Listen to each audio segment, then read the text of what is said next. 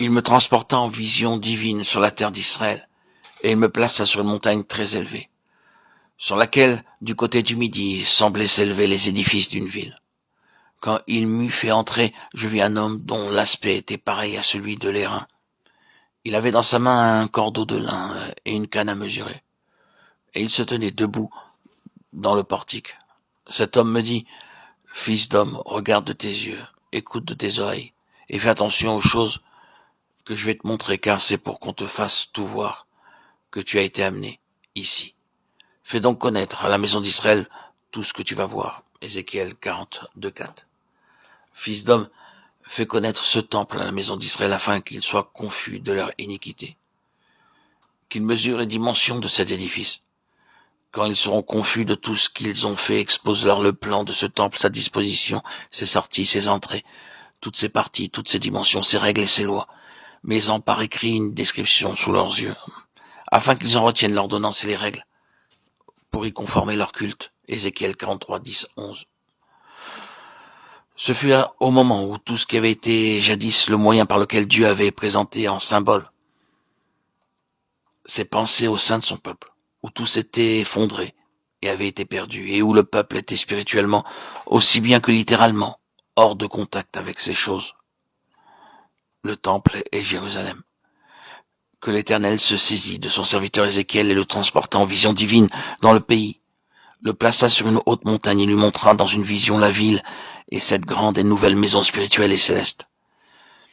La vision et la révélation qui lui furent données furent très complètes et très détaillées, et pas à pas, à travers tout ce temple spirituel, le prophète fut dirigé vers chaque endroit, chaque angle, dedans et dehors, en haut et au travers, et tout autour, l'ange, avec la canne à mesurer, lui donne tout le temps, les dimensions et les mesures de chaque chose. Une définition des plus complètes de toute cette maison spirituelle. Et puis, lorsque le prophète eut reçu la révélation de toutes les formes et de toutes les autres choses, il lui eut ordonné de faire voir la maison à la maison d'Israël et de lui donner tout le détail de la pensée divine. Toujours lorsque son peuple s'est éloigné des pensées divines et qu'il a perdu la révélation originale de Dieu, lorsque le caractère céleste, la spiritualité, la puissance divine de ce qui est de Dieu ont cessé d'opérer au sein de son peuple et que la gloire s'est retirée, la réaction de l'Éternel contre un tel état de choses sera toujours de donner une nouvelle révélation de son Fils. La réponse de Dieu consistera toujours à remettre tout à nouveau son Fils en vue.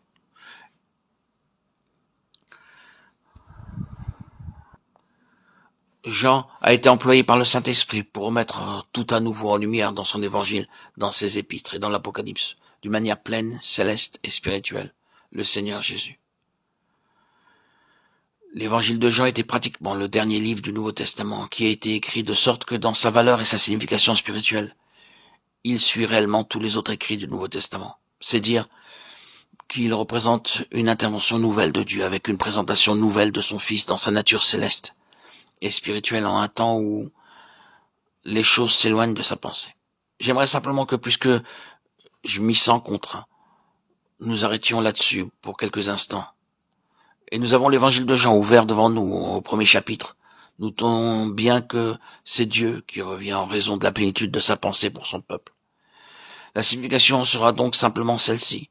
Christ est la plénitude de la pensée de Dieu pour nous, et le Saint-Esprit, représenté dans Ézéchiel par l'ange, est venu avec l'objet et le dessein précis de nous faire entrer et de nous conduire dans tout le détail de Christ, de sorte que nous ayons une expression complète et détaillée de la pensée divine en Christ, et que nous y soyons introduits.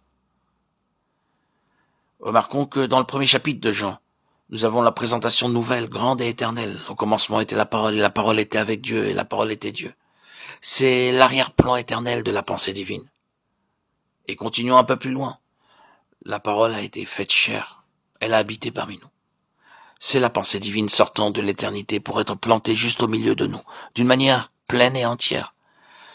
Toutes les pensées de Dieu sont enfermées dans son Fils, qui est, lui, la grande pensée éternelle. Et elles sont concentrées au milieu des hommes, dans la personne de Christ. Et avançons encore, sans toucher à tout ce qui se trouve entre ces divers points.